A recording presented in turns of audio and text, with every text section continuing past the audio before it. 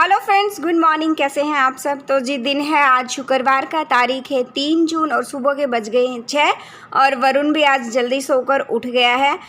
वह क्योंकि वरुण की आप लोगों को पता है समर कैंप क्लासेस चल रही हैं, तो आज तो वरुण जो है अपने आप ही सोकर उठ गया जल्दी। तो अभी जो है मैं तो वही अपना 5 बजे उठ गई थी।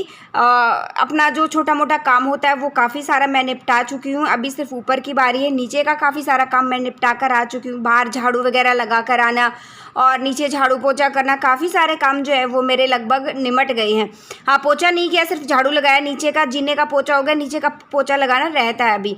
तो अभी मैं सोचा कि ऊपर के काम निपटा लेती हूँ, क्योंकि वरुण की भी आवाज़ आ गई थी कि बच्चा सोकर उठता तो उसको पानी वगैरह चाहिए होता है, दूध जूस कुछ तो चाहिए होता है पीने के लिए या कुछ खाने के लिए चाहिए होता है। तो अभी मैंने वरुण को यही बोला कि बेटा एक बनाना खा ले। क्योंकि उसके बाद है ना क्लासेस स्टार्ट हो जाती हैं और शेड्यूल क्लासेस का ना पता चलता है सुबह ही कि कब कौन सी किस टाइमिंग पे क्लास होगी। तो योगा क्लास से पहले उसको खाना नहीं खिला सकते और योगा क्लास के तुरंत बाद उसको खाना नहीं खिला सकते। तो उसके हिसाब से ही मैं आजकल उसको खाना पीना दे रही हूँ।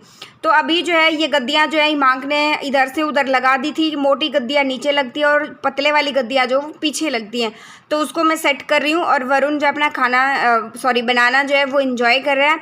अच्छा जी, अभी जो है ना कुछ कमेंट्स के ऊपर बात कर लेते हैं। एक्चुअली ना कल काफ़ी सारे कमेंट्स जो मेरे पास आए हैं। सबसे पहले तो ये पूछ रहे हैं कि हिमांक को प्रॉब्लम क्या है। तो हिमांक को कोई प्रॉब्लम नहीं है। हिमांक जो है वो स्पीच डिले है। हिमांक जो है इशारों में बहुत ज़्यादा बातें कर रहा है, तो जिसकी वजह से उसका एडमिशन तो हमने स्कूल में करा दिया, लेकिन स्कूल में जो है वो इशारों में बात से काम नहीं बनता है। तो पिछले 4-5 महीने से मैं जो है हिमांक को स्पीच क्लासेस के लिए लेके जा रही हूँ और उससे उसको काफ़ी आराम भी जो है वो मिला है। क्योंकि मेरे पास ना कमेंट्स आए थे कि दी मेरा बच्चा, एक का कमेंट आया था कि सेम प्रॉब्लम जो है हिमांक को है वही मेरे बच्चे को भी है, तो प्लीज़ आप मुझे हेल्प कीजिए, आप कैसे कैसे हिमांक को हैंडल करते हैं। तो वो काफ़ी सारी चीज़ें होती है एक्सप्लेन करने को। एक ने भी यही बोला था कि मेरा बच्चा भी इशारों में बात करता है, हम उसको सारी चीज़ें समझ लेते हैं, 2-4 शब्द वो बोल भी लेता है, लेकिन वही बात है सारे शब्द नहीं बोलता, इशारों में बात करता है। तो आज मैं आप लोगों के साथ ना अपना एक्सपीरियंस शेयर करूंगी। बहुत ही ज़रूरी है आज, ये बहुत इंपॉर्टेंट चीज़ है आज के टाइम पे, क्योंकि पिछले 2.5 साल से जो हम लोगों ने फेस किया ना कोरोना की वजह से, घर में रहना, बच्चों का टीवी देखना, फ़ोन देखना, हम अपने काम के लालच में बच्चों को दे देते थे, क्योंकि टाइमिंग तो कुछ होता ही नहीं था, ना कुछ उठने का, ना बैठने का, ना क्लासेस का, कोई टाइमिंग नहीं होता था। उसकी वजह से हर किसी की आदतें जो ख़राब हुई हैं। और उस टाइम पीरियड में जिन बच्चों का जन्म हुआ है उससे 1 साल पहले या उस टाइम पीरियड में जिनका जन्म हुआ है, उन बच्चों के ऊपर खासकर इन चीज़ों का बहुत ज़्यादा असर पड़ा है। तो क्या है कि आपको ना लाइफ में बहुत सारे आस पड़ोस में, आपके रिश्तेदारी में बहुत सारे लोग आपको मिलेंगे जो आपको ना बहुत सारे लोग आपको ये भी बोलेंगे कोई बात नहीं, बच्चा है बोल पड़ेगा, इशारों में तो बात कर रहा है। बच्चे लेट भी बोलते हैं। बहुत सारे ऐसे मिलेंगे कि आपको वो बोलेंगे कि नहीं कैसी माँ है, ध्यान नहीं रखती, बच्चे को अभी तक बोलना नहीं है। हर तरह के लोग आपको, पॉजिटिव लोग भी मिलेंगे, नेगेटिव लोग भी मिलेंगे, लेकिन पॉजिटिव बोलने वाले आपको बहुत कम मिलेंगे, नेगेटिव बोलने वाले बहुत सारे मिल जाएंगे। तो आपको ना सबसे पहले क्या करना है, सारी चीज़ों को इग्नोर करना है और एक चीज़ जो है अपने मन की सुननी है। सबसे पहले ज़रूरी जो लोग ये बोल देते हैं ना कि कोई बात नहीं, बच्चा है और 1 साल में बोल पड़ेगा, नहीं। आज के टाइम पे एडवांस जो ज़माना ऐसा हुआ है ना, और कोरोना की वेव्स का बहुत ही बच्चों का घर में बंद होके रहना, बहुत ही नेगेटिव असर उन चीज़ों पे जो है बच्चों पर पड़ रहा है।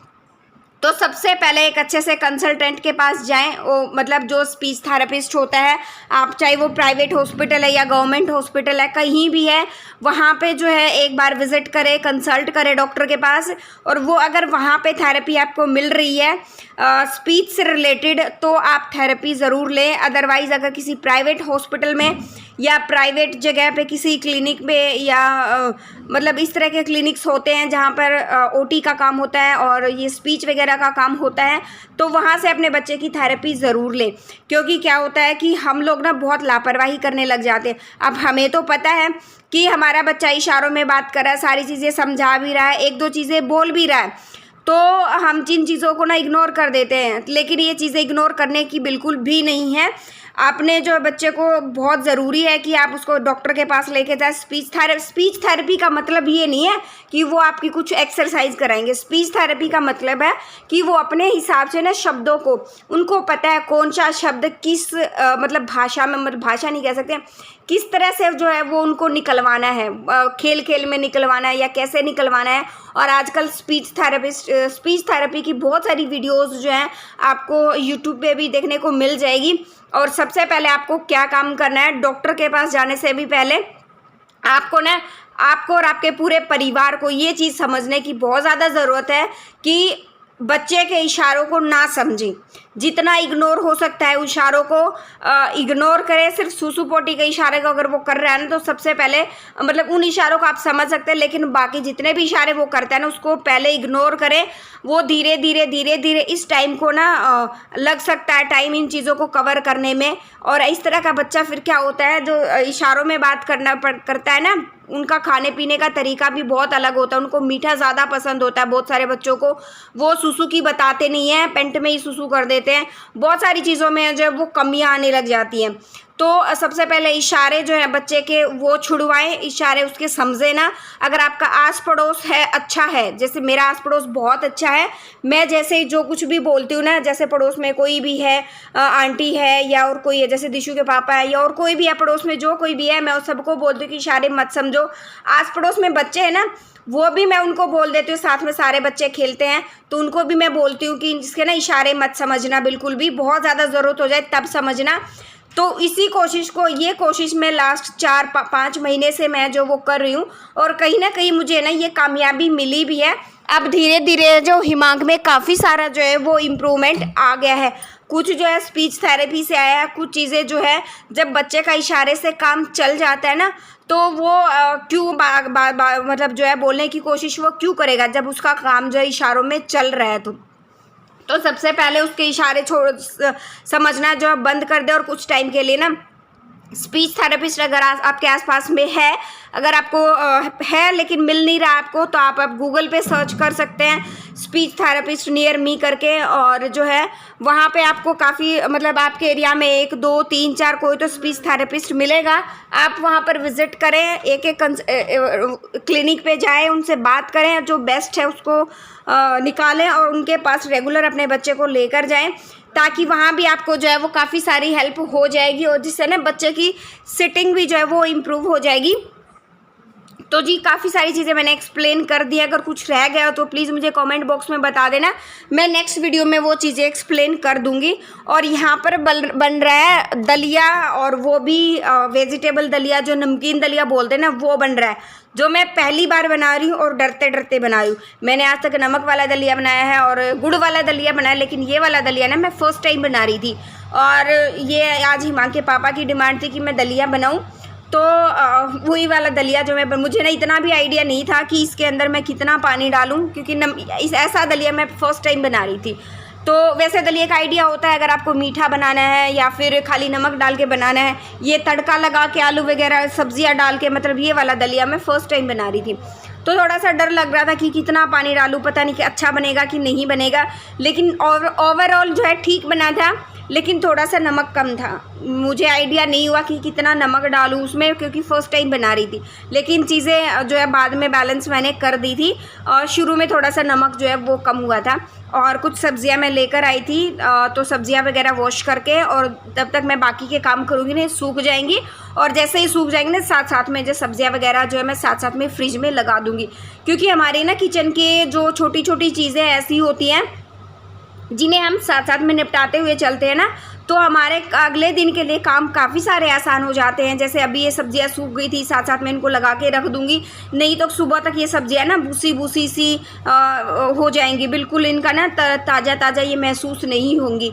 और यहाँ पर सारी सब्जियां अलग बस। और जैसे रात को आप काउंटर टॉप साफ़ करके छोड़ देते हो, काउंटर टॉप पर कोई भी सामान नहीं छोड़ते हो, और किचन को अच्छे से साफ़ करते हो, क्योंकि आजकल चींटियाँ वगैरह भी मौके की तलाश में रहती हैं, भाई कब कौन सी चींटी जो है आपको मिल जाए। और आज मेरे पास थोड़ा सा टाइम था, तो मैंने सोचा क्यों ना भिंडी भी मैं सुबह के लिए काट के रख देती हूँ। और ये मिर्चें हैं, मिर्चें भी जो है सुखा दूंगी, अभी मतलब लगभग सूख गई हैं ये। और इनको ना मैं क्या नाम है इसके नाकू वगैरह तोड़ के एक पॉलीथीन में डाल के रख दूंगी। ये जो है 1 महीने तक मेरी सारी मिर्चें जो वो चल जाएंगी, क्योंकि हम ज़्यादा मिर्च नहीं खाते हैं। 1 मिर्च सुबह यूज़ होती है सब्ज़ी में, 1 मिर्च जो है वो शाम को यूज़ होती है सब्ज़ी में। तो ये सारी चीज़ें जो हम छोटी छोटी चीज़ें अगर रात को करके सोते हैं ना, तो हमारा बहुत सारा काम सुबह के लिए आसान हो जाता है। जब आप सुबह उठते हो ना, तो आपको किचन एकदम फ्रेश लगता है, आपका घर एकदम साफ साफ सा महसूस होता है। आपको ना अपने अंदर में एक ऐसी फीलिंग आएगी कि आज तो ना बहुत कम काम दिख रहा है घर में, और आपका काम करने का मन भी करेगा। और ये सारी आदतें ना अपनाने में थोड़ा सा टाइम लगता है, बिल्कुल ज़्यादा टाइम नहीं लगता है। थोड़े से टाइम में सारी चीज़ें जो धीरे धीरे सेट हो जाती है। और ये जो आपका बदला हुआ रूटीन होगा ना, आपको ना अपने आप को बहुत ही ज़्यादा अच्छा महसूस कराएगा। आप जो है बच्चों के साथ मस्ती भी कर पाएंगे, पूरा टाइम दे पाएंगे बच्चों को, और साफ़ सफाई रहेगी घर में, वो अलग टाइम से सारी चीज़ें मैनेज हो जाएंगी, वो अलग। और ना कमेंट भी आता दी, जब घर में काम पड़ा रहता है ना, टाइम से मैनेज नहीं होता, बहुत गुस्सा आता है, परेशानी होती है, चिड़चिड़ाहट होती है। ये बात एकदम सच है कि बहुत ज़्यादा गुस्सा आता है, मतलब अपने आप में गुस्सा आना शुरू हो जाता है। तो अभी जो मेरे पास जो है सब्ज़ी वगैरह भी मैंने एडवांस में काट कर रख दी है। बस अभी काम रहता है काउंटर टॉप को साफ़ करना और काउंटर टॉप को खाली करना। अब काउंटर टॉप को भी मैं सुबह उठूँगी ना, काउंटर टॉप पे सिर्फ 2-4 धुले हुए बर्तन मिलेंगे और ये गैस मिलेगी, और ज़्यादा कुछ नहीं होगा, एकदम खाली खाली होगा ना। और बहुत अच्छा सुबह सुबह ही अगर आपको इतनी क्लीनिंग वाली किचन मिल जाए तो आपका दिन कितना अच्छा जाएगा। आप ये देखो, बस तो वही होता है, बस थोड़ा सा टाइम लगेगा, इन चीज़ों को मैनेज करने में ज़्यादा टाइम नहीं लगेगा। और इससे ना आपके खुद के बिहेवियर में भी बहुत बड़ा पॉजिटिव चेंज जो है वो आएगा। तो मैं यही कहना चाहती हूँ कि हर छोटी छोटी चीज़ में ना मतलब टाइम निकालना, जहाँ भी थोड़ा बहुत टाइम मिल जाए ना आपको, यहाँ टाइम मेरे पास है तो उस टाइम का ना यूटिलाइज़ करने की कोशिश करो। इससे ना दिन में आपको थोड़ा बहुत टाइम मिल जाएगा रेस्ट करने का। ऐसा नहीं है कि 5 मिनट काम किया, 5 मिनट बैठ गए, फिर 5 मिनट काम किया, फिर 5 मिनट बैठ गए, या फिर हम बातों में लग गए, या फ़ोन आ गया हम कि फ़ोन पे बात करने लग गए। तो वो वाली चीज़ें ना करो, अपना एक टाइम ना फिक्स कर लो, जैसे मैंने करके रखा हुआ है, जिससे सारी चीज़ें बहुत अच्छे से मैनेज हो जाती हैं। अभी जो है बस बच्चे देखो सो गए हैं, अभी मैं सिर्फ ब्रश करना रहता है मेरा रात का, वो मैं ब्रश करूंगी और मैं भी सोने चली जाऊंगी। आई होप आप लोगों को ये व्लॉग जो है वो पसंद आया होगा। पसंद आए तो प्लीज़ लाइक कर देना, शेयर कर देना, सब्सक्राइब कर देना चैनल को, और नोटिफिकेशन बेल को भी दबा देना, ताकि आने वाले सारे व्लॉग्स की नोटिफिकेशन आपके स्क्रीन पर आ जाए और आप मेरे सारे व्लॉग्स जो हैं वो देख पाओ। Till then bye bye and thanks for watching my vlogs. Thank you.